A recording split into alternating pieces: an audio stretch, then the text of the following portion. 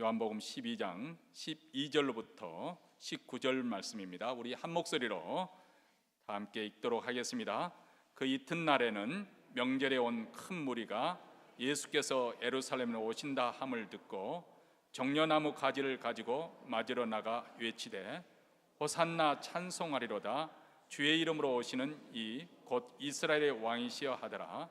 예수는 한 어린 나귀를 만나서 타시니 이는 기록된 바 시온 따라 두려워 말라. 보라, 너의 왕이 나귀 새끼를 타고 오신다 함과 같더라. 제자들은 처음에 이 일을 깨닫지 못하였다가 예수께서 영광을 얻으신 후에야 이것이 예수께 대하여 기록된 것임과 사람들이 예수께 이같이 한 것인 줄 생각났더라. 나사로를 무덤에서 불러내어 죽은 자 가운데서 살리실 때 함께 했던 무리가 증거한지라. 이에 무리가 예수를 맞으면 이 표적 행하심을 들었음이러라. 바리새인들이 서로 말하되 볼지어다, 너희 하는 일이 쓸데없다. 보라, 온 세상이 저를 좇는도다 하니라. 아멘. 오늘 설교도 지난주에 이어서 우리 신앙생활 하는데 아주 핵심되는 그런 내용을 담고 여러분에게 말씀으로 섬기려고 합니다. 마음 같아서는 동일한 설교를 몇 차례라도 들려드려서 여러분의 이해될 때까지, 또 믿어질 때까지, 또 여러분의 심령이 뜨거워질 때까지 증거하고 싶은데, 그러면 보나마나 이 목사 설교 미청이 떠들려가지고 또 써먹는 거 또 우려먹고 또 우려먹고 그런가 보다, 그런 말이 들까 봐서 그렇게 하지는 못하겠고, 일단 우리 교회 웹사이트에 설교 원문까지 올려놓고 있으니까 여러분들께서 잘 이해가 되지 않으면 좀 더 공부를 하고 싶은 마음으로 좀 들어가셔서 말씀을 완전히 좀 자기 것으로 소화했으면 참 좋겠다. 왜냐하면 설교 시간에 비해서 설교 내용을 이렇게 다 담아내려고 하니까 좀 딱딱해질 수 있는 그런 내용이거든요. 그래서 여러분들이 그것을 감안하시고 말씀에 집중해서 들어주셨으면 좋겠습니다. 우리 삶은 정말 예외 없이 누구나 다 인생을 살면서 위기를 맞습니다. 우리 믿는 사람이라고 해서 여기서 외에는 아닐 거라고 생각합니다. 우리도 위기를 만났을 때 그렇기 때문에 하나님께 우리의 문제를 맡겨드리지 않습니까? 그래서 병이 낫기를 위해서 기도하는 것이고, 또 결혼 생활이 또 회복되기를 위해서 또 기도합니다. 또 어서속히 이 경제적인 위기, 어려움을 벗어나기를 위해서 기도하지요. 그런데 때로는 기도하지만은 기도에 응답이 있어서 그런 일들이 문제가 해결되기도 하고 회복되기도 하지만은 병이 더 악화될 수도 있는 것이고요. 또 결혼 생활에 파경에 이르기도 하고 비즈니스가 더욱더 불안해질 수도 있습니다. 이럴 때 우리는 순간적으로는 아마 하나님의 사랑에 더 의심이 될 수 있고, 내가 신앙생활 열심히 하는 것이 무슨 의미가 있는가, 신앙생활에 회의감을 가질 수 있고, 우리 하나님이 정말 살아계셔서 내 기도를 들어 계시고 또 들으시고 전능하셔서 내 문제를 해결해 주실 수 있는 분이신가, 이런 의문을 갖게 됩니다. 우리가 신앙생활을 하면서 실망하거나 낙심하는 까닭은 사실 우리가 믿는다고 해서 우리 인생의 문제가 자동적으로 해결되는 것이 아니라는 이 현실적인 벽에 부딪히기 때문에 그렇습니다. 예수를 믿어서 우리가 기대하는 것처럼 문제가 해결되지 않을 수 있다, 그 말입니다. 여전히 경제적인 가난에서 헤어나기 어려운 그런 속에서 힘들어 할 수도 있는 것이고요. 또 의롭게 살려고 굳게 결심하지만은 세상에서 불이익을 그때마다 당할 수도 있습니다. 오히려 세상에서는 악인이 더 형통하고 또 잘 될 수가 있습니다. 우리가 사랑하는 이의 병의 회복을 위해서 기도하였지만은 그러나 세상을 불현듯 떠나버리는 그런 순간, 이런 위기를 만날 수가 있습니다. 이게 우리 믿음 생활에 시련이 있는 것이죠. 사실 우리 신앙생활에 이런 저런 우리의 신앙생활에 거침돌 될 만한 일들이 많이 잠복해 있습니다. 이런 믿음의 시련은 꼭 우리가 믿음이 연약하기 때문에, 믿음이 약하기 때문에만 오는 것이 아니라고 생각합니다. 어쩌면은 기독교 신앙의 그 특성상 필연적으로 이런 갖가지 거침돌을 우리가 부딪혀 나가야 된다고 생각합니다. 그 중에 가장 대표적인 경우로 우리가 기독교 신앙의 핵심이라고 할 수 있는 예수님의 십자가의 죽음을 우리가 꼽을 수가 있을 것 같습니다. 십자가에 매달렸던 생수가 우리의 구세주가 된다고 한다면 세상 사람들은 넌센스로 하며 정말 그것을 믿느냐? 그것은 세상 사람들이 그것에 대해서 말을 하지 않는 것은 그냥 그것은 단군 신화처럼 그렇게 여기기 때문에 그런 것이지, 우리가 진지하게 그분이 정말 우리 구세주십니다, 그분의 피가 내 죄를 사해줘, 이렇게 진지하게 믿으면 미쳤다고 말할 것입니다. 어떻게 너희 구세주는 힘없이 십자가에 매달려 죽을 수가 있느냐? 어떻게 로마 사형수 한 사람이 그 사람이 죽음을 말하면서 세상 모든 죄가 사함을 받았다고 말할 수가 있느냐? 조롱을 하게 될 것입니다. 왜냐하면 세상 사람들 눈에 비친 십자가는 수치와 패배와 그리고 무력의 상징이기 때문에 그렇습니다. 그래서 이 예수 그리스도의 십자가에 못 박힌 이 십자가의 도는 세상 사람들에게 거친 돌이 된다, 그렇게 성경은 말씀하고 있습니다. 고린도전서 1장 18절에 십자가의 도가 멸망하는 자들에게는 미련한 것이요 구원을 얻는 우리에게는 하나님의 능력이라. 멸망당하기로 된 그 사람들에게는 이 십자가의 도가 거치는 돌, 넘어지는 거치는 돌이 된다. 근데 하나님께서는 왜 사람들 앞에 이 거친 돌을 둬서 굳이 넘어지게 하는가? 예수님이 메시아라는 것을 더 증거를 주시면 그들이 예수를 더 많은 사람들이 믿지 않을 것인가? 이런 우리 생각을 하게 됩니다. 근데 한 가지 분명한 사실은 이런 거친 돌을 통해서 하나님께서는 무수 사람의 마음을 드러나게 하신다는 것이죠. 여러분, 누가복음 2장에 보면 예수님께서 난 지 8일 만에 성전에 그 마리아와 요셉에서 성전에 이 아이를 헌하기 위해서 결례를 행하기 위해서 가지 않습니까? 그 가운데 시몬이라는 선지자를 만나게 되죠. 시몬이 어린아기 예수를 이렇게 맞이하면서 품에 안고서 축복 기도하는 가운데 이런 기도 내용이 마리아에게 말합니다. 뭐라고 말하냐면, 이 아이는 이스라엘 중 많은 사람의 패하고 흥함을 위하며 비방을 받는 표적되기 위하여 세움을 입었고, 이 아이가 탄생하여서 이 아적이 세움을 받았는데 이 아이로 말미암아서 많은 사람들이 패하고 흥하는, 그리고 비방을 받는 표적이 되게 한다.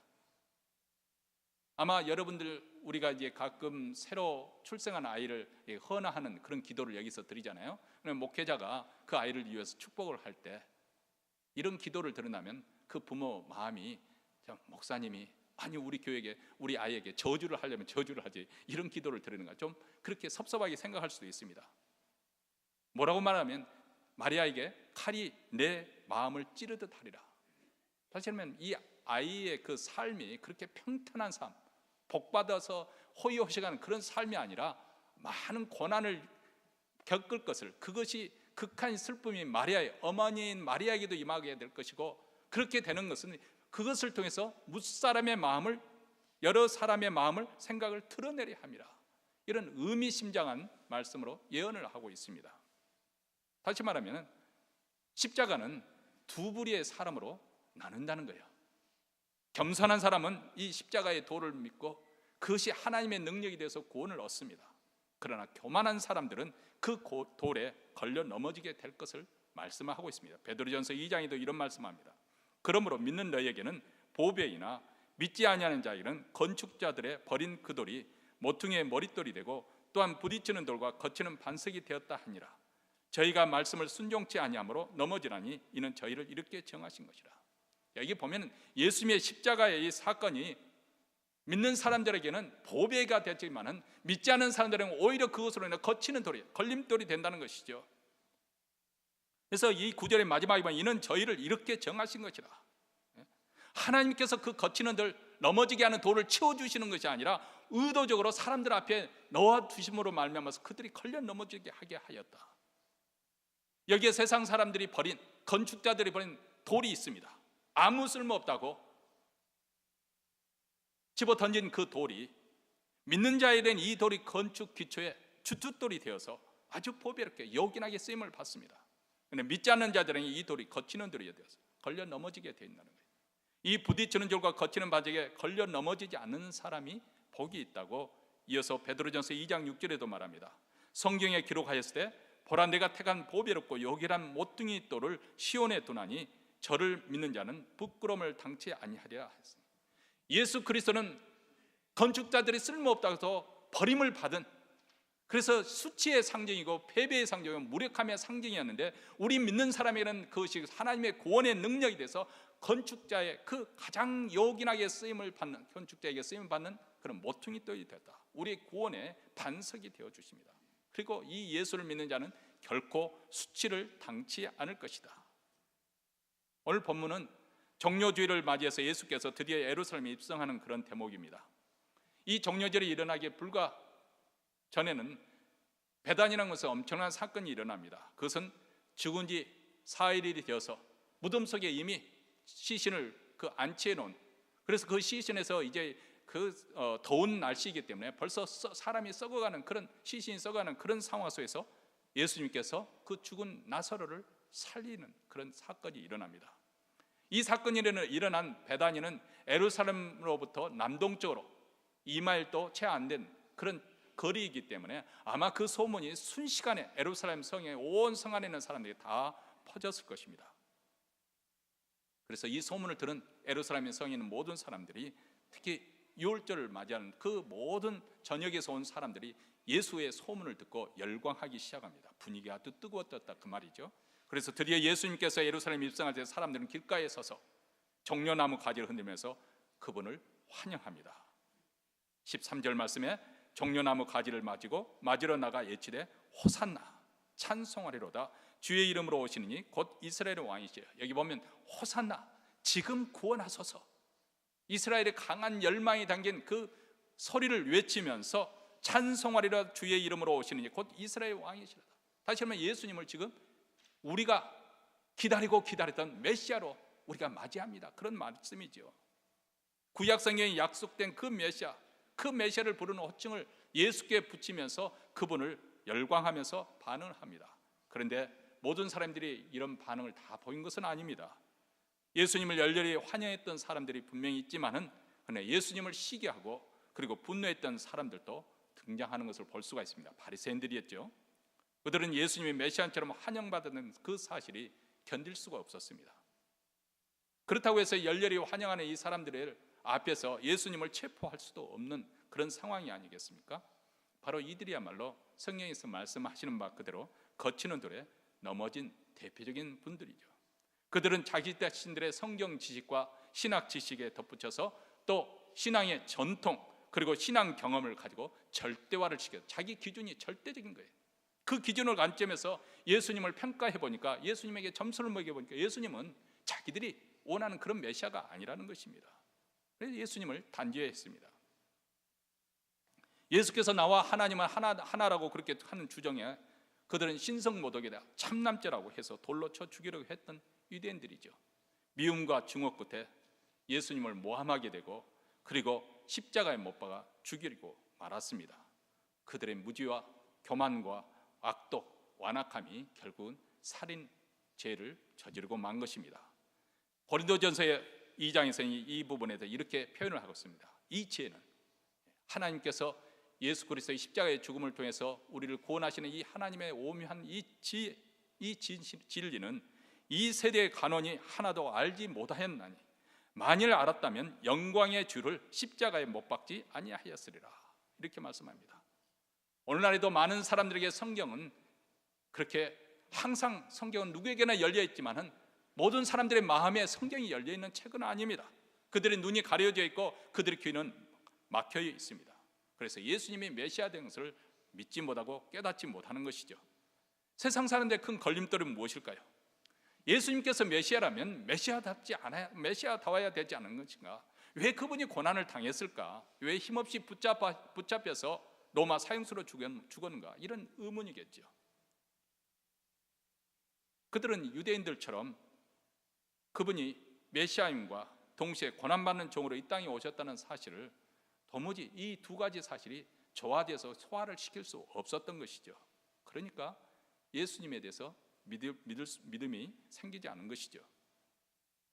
근데 성경을 보면 우리 예수님에 대해서 묘사를 할 때, 또 오실 메시아에 대해서 묘사를 할 때 보면 이 강한 강철과 그리고 부드러운 비단으로 엮어놓은 듯한 그런 모습으로 묘사가 되어 있는 것을 우리는 발견할 수가 있습니다. 먼저 예수님은 백수의 왕인 사자의 모습으로 묘사가 되어 있기도 하고, 또 동시에 애처로운, 난지 1년 되어서 죽임을 당해야 되는 그런 애처로운 어린 양의 모습으로도 또 묘사가 되어 있습니다. 사도 요한이 천상에서 본 그 환상 속에서 이런 말을 듣게 되지요. 계시록 5장에 나오는 말씀입니다.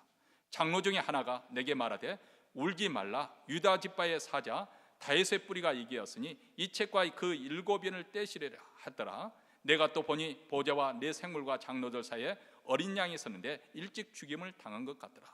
여기 보면 중요한 말씀이 나오고 있습니다.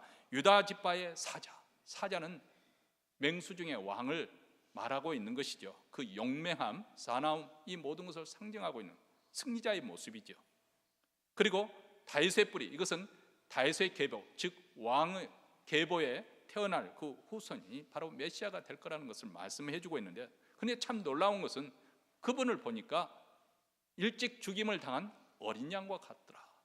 이렇게 상징적인 그런 그림을 이렇게 등장시키고 있습니다. 여기 보면 백수의 왕인 사자와 또 어린 양, 이 어채롭게 보는 이 어린 양은 도무지 서로 공통점이면 조화가 이루어지지 않는 것인데, 놀랍게도 그리스도를 표현할 때는 사자와 어린 양으로 그렇게 표현을 하고 있고, 그리스도 안에는 바로 이 두 가지가 다 공존하고 있다는 것을 성경은 보여주고 있습니다. 지금으로부터 2700년 전, 즉 예수님께서 탄생하기 700년 전에 이사야 선지자는 이렇게 예언을 하죠. 먼저 그 메시아가 오면은 어떤 사역을 하실 것인가. 이사야서 61장입니다. 주 여호와의 신이 내게 임하였으니 이는 여호와께서 내게 기름을 부으사 가난한 자에게 아름다운 소식을 전하게 하리 하심이라. 나를 보내사 마음이 상한 자를 고치며 포로된 자에게 자유를, 갇힌 자에게 노임을 전파하며 예수의 은혜의 해와 우리 하나님의 신원의 날을 전파하여 모든 슬픈 자를 위로하되. 여러분, 이 구절이 기억나시죠? 올해 설교 조목 중에 하나였죠. 예수님이 이 땅에 오셔서 어떤 사역을 하실 것인가. 어디에 나오죠? 누가복음 4장에 나오는 말씀입니다.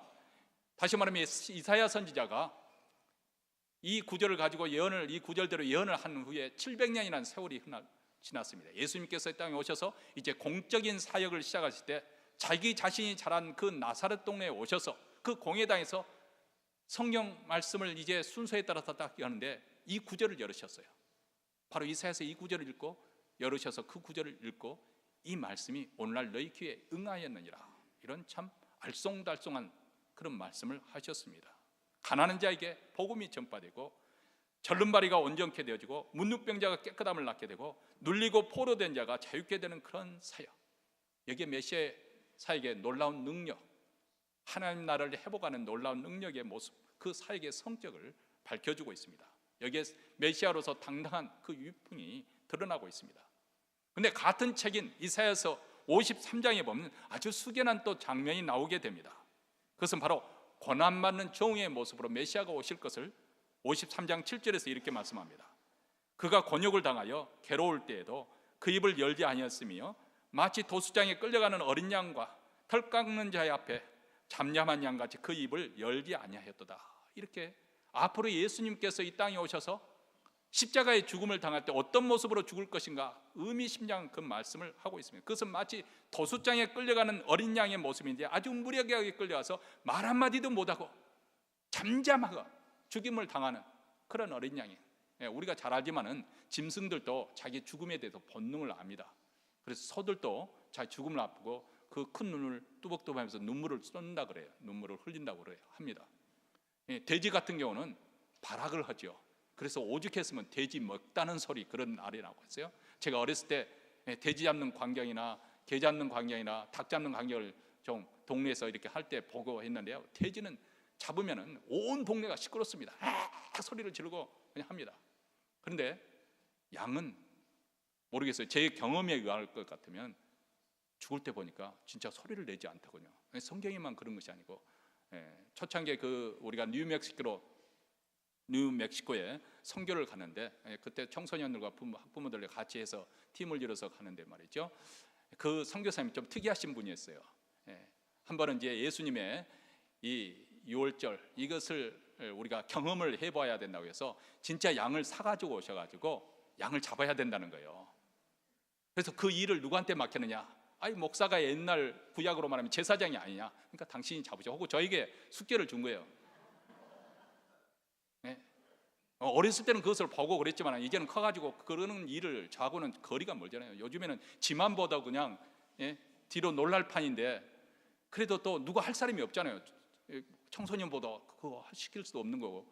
그래서 마음 굳게 먹고 생전 처음으로 살생을 한 거죠.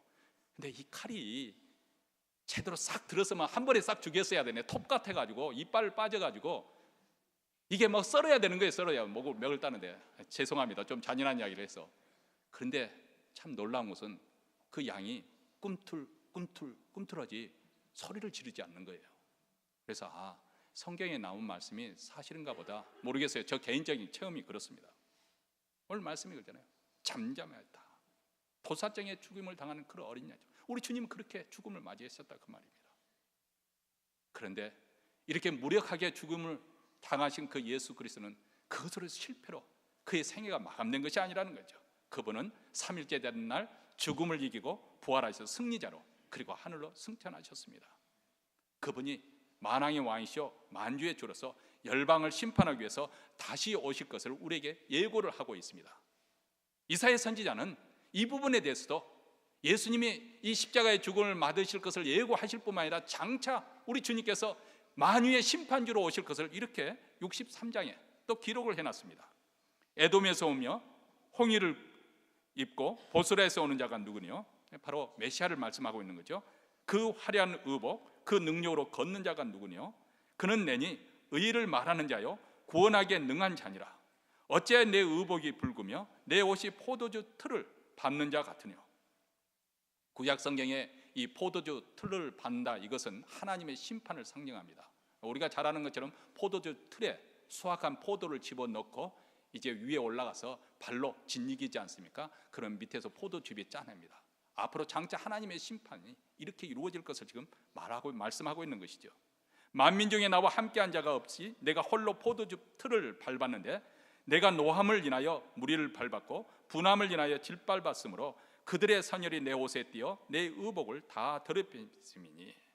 자, 이 예언이 이사야 선지자가 먼 훗날 이루어질 이 하나님의 심판에 대해서 말씀하고 있는데, 사도 요한 또한 장차 예수님께서 오시면 어떻게 하나님의 심판을 이루실 것인가, 그때 영광의 왕으로서 만왕의 왕으로서 만유의 주로서 오실 그 심판주로 오실 예수님의 위상에 대해서, 그 유풍당당 그 모습에 대해서 요한계시록 19장에 이렇게 기록을 하시는데요. 어떤 내용으로 서로 융합되는지 한번 잘 들어보시기 바랍니다. 또 내가 하늘이 열린 것을 보니 보라 백마와 탄자가 있으니 그 이름은 충신과 진실이라. 그가 공의로 심판하며 싸우더라. 그 눈이 불꽃 같고 그 머리에 많은 면류관이 있고. 그래서 많은 면류관은 큰 권세를 가졌다 그 말이죠. 또 이름 쓴 것이 하나가 있으니 자기밖에 아는 자가 없고, 또 그가 피 뿌리는 옷을 입었는데 그 이름은 하나님의 말씀이라 칭하였더라. 하늘에 있는 군대들이 희고 깨끗한 세마포를 입고 백마를 타고 그를 따르더라.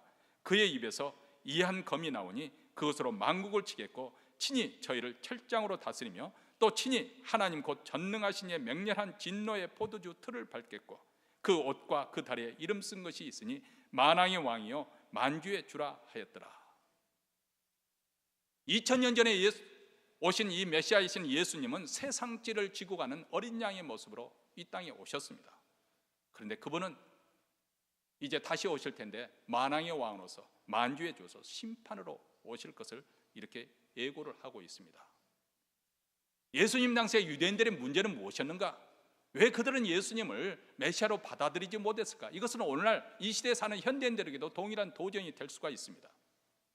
왜냐하면 이사야서의 이 같은 선지자에 의해서 예언되어진 이 이사야서 서신 안에 나타낸 메시아의 이중적인 성격을 그들은 도무지 이해할 수가 없었고 지금도 그 부분을 이해하지 못하는 거죠. 사자면 사자고 어린 양이면 어린 양이지 어떻게 사자이고 또 어린 양이 될 수가 있는 것인가? 영광의 왕이면 왕이고 어떻게 영광의 왕이 또 권한받는 종으로 또 이 땅에 오시는, 이것이 소화가 되지 않는 것이죠. 이것이 메시아의 비밀이죠.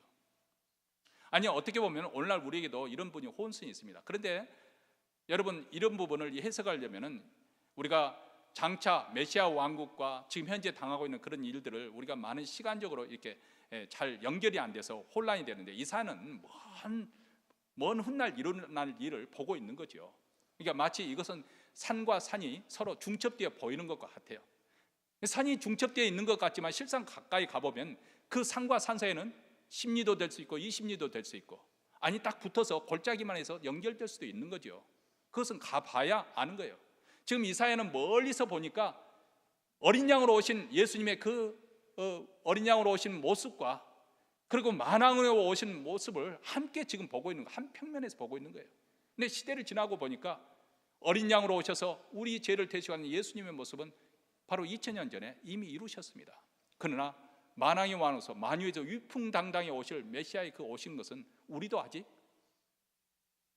그 일이 이루어지지 않기 때문에 그것을 기대하고 있는 것이죠. 이 시간적인 차이입니다. 근데 유대인들은 지금도 이 두 가지 성격이 한 메시아 안에서 이루어진다는 사실을 이해하고 받아들일 수가 없는 것이죠. 그래서 지금도 예수님을 거절하는 것입니다. 그들이 이렇게 예수님을 이해하기도 또 믿기도 거절하는 이유 중에 가장 큰 원인 중에 하나는 그들 마음대로 메시아는 어떤 사람이어야 된다, 어떤 분이어야 된다는 그런 고정관념, 자기들 나름대로 메시아 상이 이미 가지고 있었기 때문에 그렇습니다. 그들이 기대하는 바 그 메시아는 군사적, 정치적, 경제적인 그런 힘을 가진 그런 힘 있는 메시아를 그들은 찾고 있었습니다. 그래서 이스라엘의 가장 영화로웠던 시절, 다윗과 솔로몬과 같은 그런 전성시대를 구가할 수 해줄 수 있는, 다시 로마 정부로부터 자유케 해주고 다시 자기들로 하여금 부강한 나라를 세워줄 수 있는 그런 힘 있는 메시아를 찾고 있었던 것이죠. 그래서 초기에 예수님께서 기적을 일으켰을 때 이분이 바로 그런 분이 아닌가 사람들이 열광했던 이유도 여기 있습니다. 병자들을 고칠 때 사람들이 박수를 칩니다. 귀신이 쫓겨나갈 때 두려운 마음도 들었습니다. 죽은 자를 살릴 때는 이분이 하나님의 아들이라고 시인하지 않을 수 없었습니다. 바다 위를 걸을 때는 과연 당신이 하나님의 아들이소리다, 이런 고백도 저절로 나왔습니다. 그리고 변화산에서 호련히 변화돼서 더 이상 이 세상이 희게 할 수 없는 그런 영광 가운데 변화되는 모습을 방문했을 때는 이제는 이분이 하나님의 아들이신 것을 의심할 수가 없었습니다.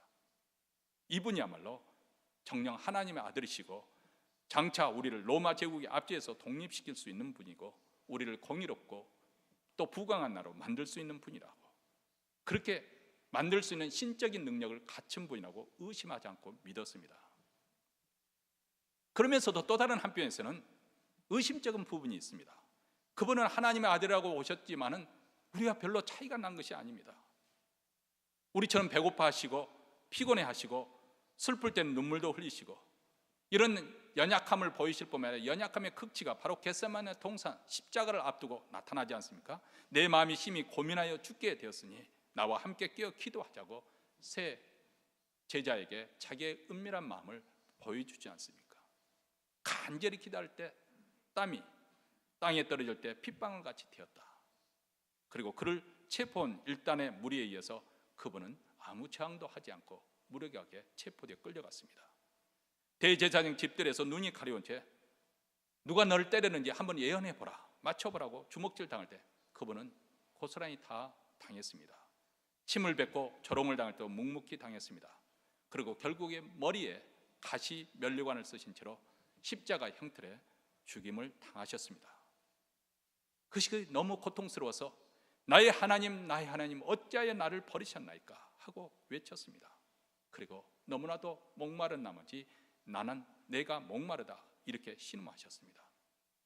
이런 장면을 보면은 많은 사람들이 여기에 실조가 넘어지는 거죠. 저렇게 연약한 예수가 어떻게 우리를 구원한 메시아가 될 수가 있겠는가? 어떻게 우리의 현실적인 이 문제를 해결해 줄 수 있는 그런 능력자로서 우리를 구원해 줄 메시아가 될 수 있겠는가?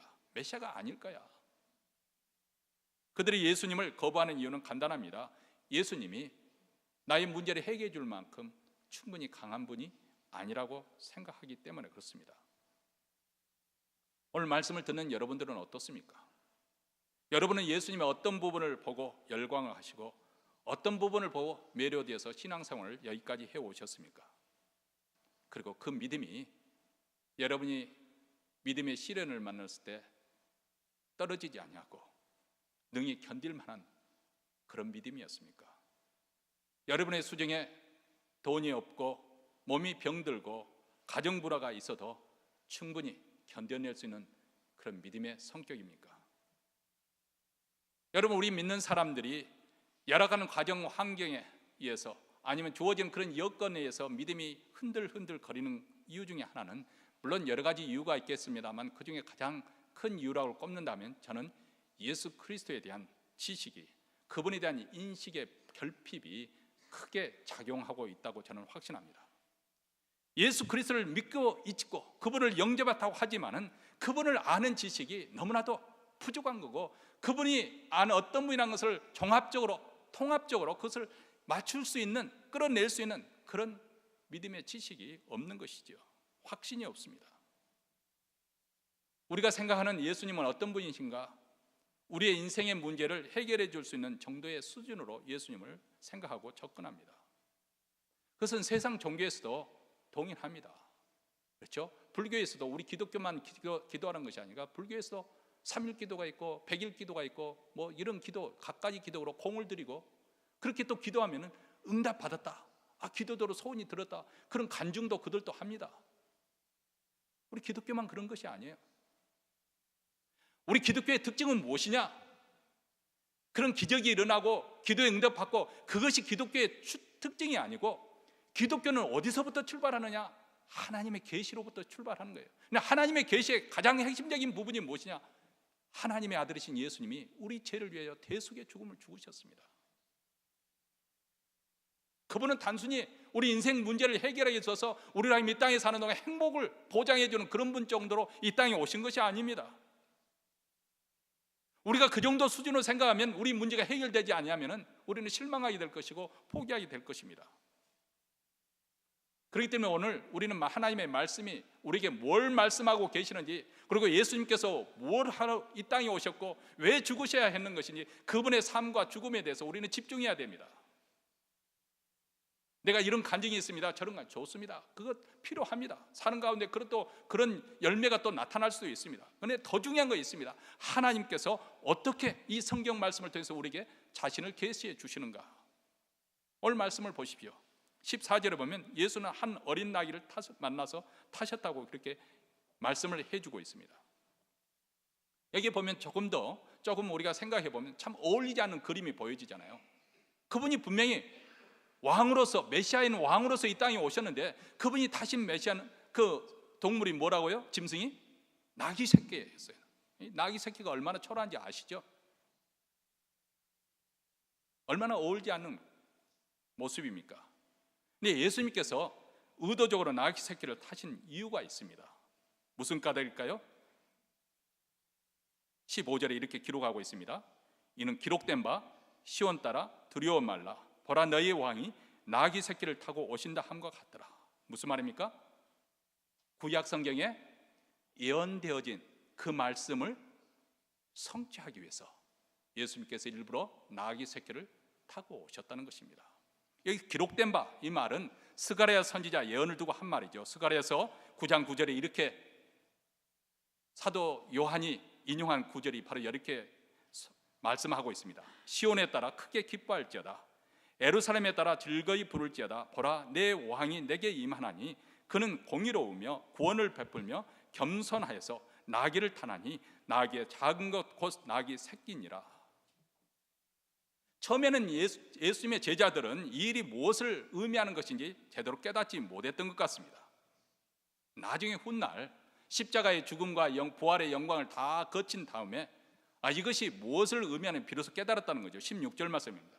제자들은 처음에 이 일을 깨닫지 못하였다가 예수께서 영광을 얻으신 후에야 이것이 예수께 대하여 기록된 것임과 사람들이 예수께 이같이 한 것임을 생각났더라, 이렇게 말씀합니다. 다시 말하면 예수님께서 이 땅에 오셨는데 예수님께서는 세상 사람들이 기대하는 그 메시아의 프로그램에 따라서 움직이지 않았다는 거예요. 당신이 이렇게 메시아로서 이렇게 일을 하면 우리가 메시아로 인정해 주겠습니다, 그런 세상의 인기에 영합하는 그런 메시아의 길로 예수님께서 오신 것이 아니라는 것입니다. 그것이 바로 예수님께서 40일 금식한 후에 마귀에게 제안을 받았던 그 동일한 내용입니다. 예수님은 오직 하나님의 메시아의 프로그램에 따라 움직이셨습니다. 그것은 바로 구약에 예언된 그 말씀 그대로 진행하신 것이죠.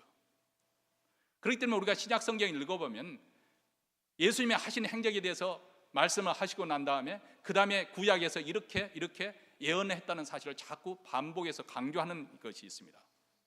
무슨 말이냐면 예수님께서 가신 이 길은 예수님의 자의적으로 어떤 길을 그렇게 그때그때만 즉흥적으로 행한 것이 아니고 구약 성경에 이미 예고되어진 그 메시아의 길대로 하나님께서 말씀하신 그 길대로 지금 가고 있다는 것을 지금 신약 성경 기자들은 확증시켜 주고 있는 것이죠.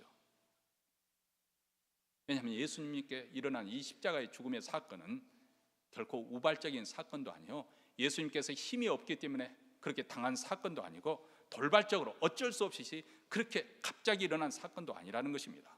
하나님의 계획과 섭리 속에서 이미 예수님이 탄생하기 전에 창세전부터 하나님께서 작정하신 그런 계획 속에서 진행되고 있다는 것을 말씀하고 있는 것이죠. 그분이 바로 예수 그리스도이십니다. 과연 예수 그리스도는 누구십니까? 과연 왜 메시아의 왕으로 어린 양으로 오셔야만 했을까요? 우리가 이 부분에 대해서 더 깊게 생각을 하려면 창세기 3장으로 거슬러 올라가야 됩니다. 인류 역사의 가장 비극적인 사건은 많은 사람들이 죽어갔던 세계 1차 대전, 2차 대전, 또 한국전쟁, 월남전쟁, 그리고 또 뭐가 있죠? 9/11 사건, 이라크 전쟁, 사람이 죽어가는, 지금 현재는 또 진행되고 있는 시리아에서 일어나는 그 사건들, 이런 것들이, 물론 이런 사건들이 비극적인 사건이지만 더 비극적인 사건이 있습니다. 창세기 3장에 기록되어 있죠. 그것은 모든 사람들에게 죽음이 임하는 그런 사건이에요. 에덴 동산에서 인간의 타락의 사건입니다. 온 인류에게, 그 당시 인류뿐만 아니라 지금까지 살아온 모든 인류에게, 또 앞으로 장차 태어날 모든 인류에게 심각한 영향을 끼칠 그런 사건이 일어났지요. 그것은 하나님의 대리자로 세움을 받은 아담이 하나님의 다스림, 통치를 거부하고 스스로 자기 길을 가기로 결정한 그 사건이죠. 사단이 아담으로 하여금 선악과를 따먹도록 유혹을 했습니다. 내가 이것을 먹으면 너도 하나님같이 될 것이다. 그래서 아담은 하나님을 말씀에 순종함을 통해서 하나님의 약속된 생명과 복을 누리는 대신에 내가 하나님같이 내 인생 내가 주관하고 내가 결정하고 내가 판단하고 내가 원하는 것대로 하고 살고 싶다는 그런 생각을 해서 선악을 알게 하는 나무 실과를 따먹었습니다. 인간의 비극과 불행은 여기서부터 출발하는 것입니다. 여러분, 물론 현실적으로 돈이 없기 때문에 부부싸움 많이 합니다. 그렇죠? 그게 사실이에요. 또 병이 들면은 참 불행하다는 생각을 많이 하고 좌절감을 겪는 것도 사실입니다. 그러나 근본적인 인간의 비극은 어디서부터 출발되는 것인가? 죄의 문제로부터, 영적인 문제에서 출발하는 거죠. 죄와 불의가 있고 가난과 저주가 있고 질병과 고통이 들어왔고 미움과 다툼과 전쟁이 들어왔고 단열과 소외감, 공포와 두려움, 이 모든 것이 바로 죄로 말미암아서 파생되었던 거예요. 그리고 그 죄의 결과는 바로 죽음입니다. 죽음이 지배당하는 그런 세상이 되고 말았습니다. 이것이 우리 현재 우리 인간의 실존 상태입니다. 아무도 부정할 수가 없습니다. 마귀는 지금 이 순간까지도 두 가지 권세를 가지고 사람들을 지배하면서 왕노릇을 합니다. 그것은 누구든지 한번 죄를 지으면 죄의 종이 된다는 이 죄의 권세입니다. 예수께서 대답하시되 진실로 진실로 너에게 이르노니 죄를 범하는 자 죄의 종이라. 세상 사람들이 생각할 때는 야, 예수 믿는 사람들 저렇게 교회에 매여가지고 무슨 재미로 사나, 아마 교회 가고 있는 우리를 보고 그렇게 비웃을 것입니다. 근데 그들이 마음껏 나는 자유롭게 즐긴다는 그의 일이 뭐예요? 여기 뭐라고 말하고 있습니까? 실상은 죄의 종노릇을 하고 있다는 거예요. 그게 대단한 기만 아닙니까? 대단한 착각 아니에요? 저는 뭐 그 어떤 것보다도 가장 놀라운 사건, 그 기만은 바로 사단의 이 착각을 하게 만드는 거라고 생각해요. 사람들로 하여금 사단이 존재하지 않은 것처럼, 죄가 없는 것처럼 자유롭게 내가 살고 있다고, 내 인생 내가 마음대로 원하는 대로 살고 있다고, 나는 참 즐겁게 인생을 살고 있다고 착각하게 만드는 거. 근데 실상 그것이 죄의 종노릇을 하고 있는 것이고 그 배에 사단이 왕노릇을 하고 있다는 것이에요. 이게 참 무서운 것 아니에요? 그래서 그 세상을 가리켜서 성경에서는 어둠에 있다고 말하잖아요. 어둠은 아무것도 볼 수 없는 거예요. 캄캄한 가운데는 오직 진리의 빛을 받은 사람들만이 아, 내가 죄의 종노릇을 하고 있을 거야, 이것을 깨닫고 나오는 것이죠. 그뿐만 아닙니다. 죄의 열매는 사망이라고 했습니다. 사람들은 이 죽음이 들어와서 일생 사단의 종노릇을 한다고 히브리서 2장 15절에 이렇게 말씀합니다. 또 죽기를 무서워하므로 일생에 매여 종노릇하는 모든 자를 놓아주려 하려 하십니다. 왜 예수님께서 메시아 왕으로서 그리고 어린 양으로서 오셔야 하는가? 이유가 바로 여기에 있습니다. 그것은 죄의 문제를 해결하고 또 사망의 그 권세를 파하고 하나님 나라를 온전히 회복하기 위해서. 이 문제는 정치적으로 해결한다 해서 문제가 완전히 해결되는 것도 아니고, 군사의 문제로 해결되는 것도 아니고, 경제적으로 부유해진다고 해서 이 문제가 없어지는 것이 아니라 근본 문제가 해결되는 것이 아닙니다. 왜냐하면 이미 말씀드린 것처럼 우리 인생의 근본적인 문제는, 이 세상의 근본적인 문제는 죄의 문제고 영적인 문제이기 때문에 그렇습니다. 그래서 이 문제를 해결하기 위하면 먼저 죄로 역사는 마귀의 일을 멸해야 된다. 그래서 사도 요한은 요한일서 3장 8절에서 이렇게 말씀합니다. 죄를 짓는 자는 마귀에게 속하나니 마귀는 처음부터 범죄함이니라. 하나님의 아들이 나타나는 것은 마귀의 일을 멸하려 하심이라. 이렇게 말합니다. 마귀의 일을 멸하라. 누가 이 마귀의 권세, 죄의 권세와 사망의 권세를 쥐고 온 세상을 자기 팔 아래에서 잠들게 하는 이 마귀의 권세에서 누가 우리를 건져낼 수가 있겠습니까? 우리 인간의 실존이 그렇잖아요. 우리 마음에는 선을 행하고 하지만 그 결실을 열매를 맺는 것 보면 육체의 열매를 맺는 거잖아요. 선을 행하고자 하나 악을 내놓는도다. 오라 나는 공고한 사람이라도 이 사망의 몸에서 누가 나를 건져내랴. 이게 바로 사도 바울이 로마서 7장에서 고백하는 우리 인간의 실존 상태잖아요. 이런 마귀의 일을 어떻게 멸하겠는가? 오직 예수 그리스도, 어린 양 되신 예수 그리스도, 그분이 어린 양의 대속 제물이 돼서 잔인하게 처형당하고 죽임을 당하셨습니다. 왜냐하면 우리에게 제사함의 은총을 주시기 위해서, 우리에게 하나님의 생명을 다시금 주시기 위해서. 그래서 그의 시신은 무덤에 맺혔습니다. 이것이 바로 하나님의 작정된 뜻이었다. 그분이 무력해서 힘이 없기 때문에 붙잡혀 죽은 것이 아니라 이것이 하나님의 본래 뜻이었다는 거예요. 물론 악한 자들의 악한 의도로 예수님을 죽이면은 자기들 뜻대로 될 줄 알았지요. 근데 하나님께서는 한 수 더 높으셔가지고 저들의 그 꾀에 넘어지게 하시고 그것을 통해서 오히려 구원의 역사를 이루셨다는 거예요. 우리 죄값을 지불하기 위해서 그분이 우리 대신에 어린 양의 속죄 제물로 확실히 죽으셔서 무덤에 묻히셨습니다. 그리고 우리 하나님께서는 부활의 권능으로 그분을 죽은 자 가운데 다시 3일째 되는 날 살리셨습니다. 동일한 그 부활의 권능이 오늘 우리에게도 역사하는 줄 믿습니다. 그래서 그분이 사망 권세 가운데 있었던 우리를, 죄의 권세에 묶여서 어둠의 왕국에 속였던 우리를 생명을 옮기게 받게 하여 주시고 빛의 왕국으로 옮기게 하여 주시고 하나님의 은혜의 왕국에 우리가 속하도록 그렇게 하셨습니다.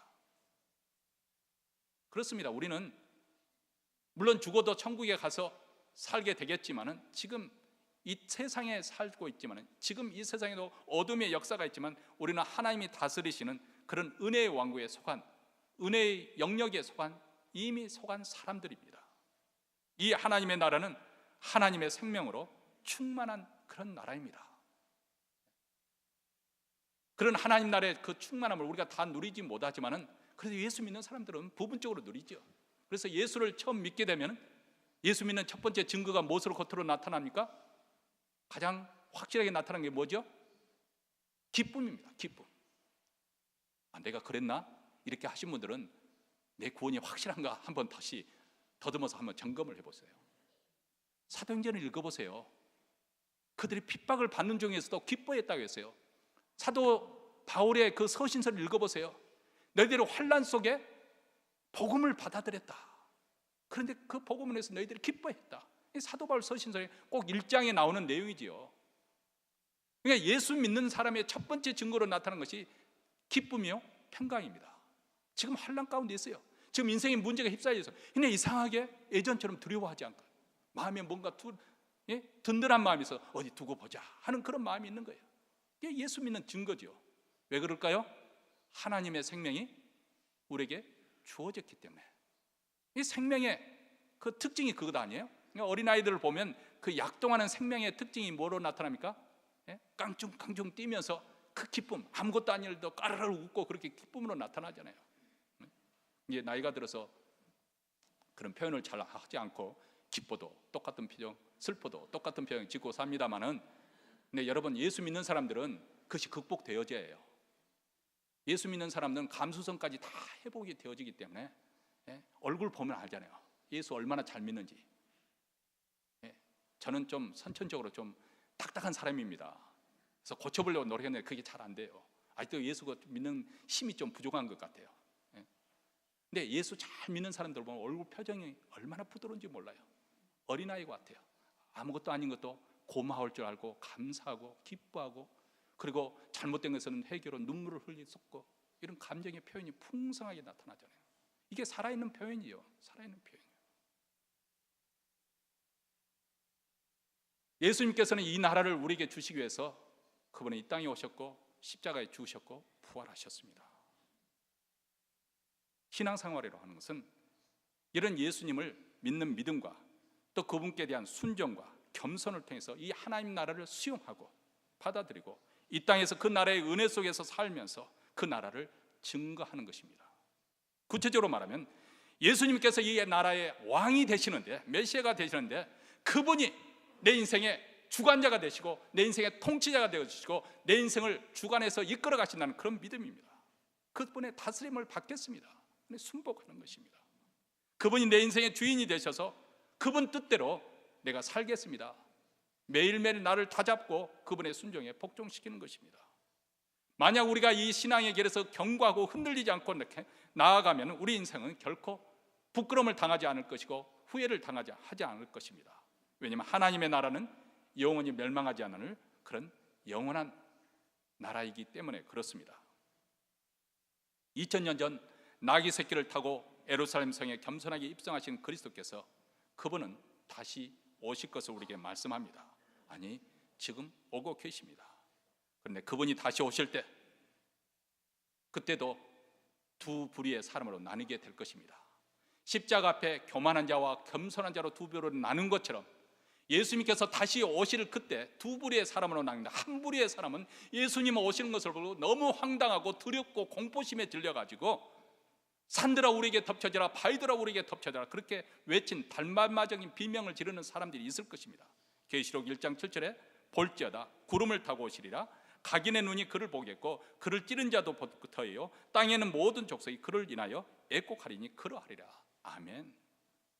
또 한 부류의 사람들이 있는데 이 부류의 사람들은 예수님이 오시는 것을 보고 열광하면서 기쁨에 충만하며 주여 어서 오시옵소서. 계시록 22장 20절 말씀입니다. 이것들을 증거하신 이가 가라사대 내가 진실로 속히 오리라. 내가 진실로 속히 오리라. 아멘. 마라나타, 주 예수여 오시옵소서. 여러분은 어느 쪽입니까?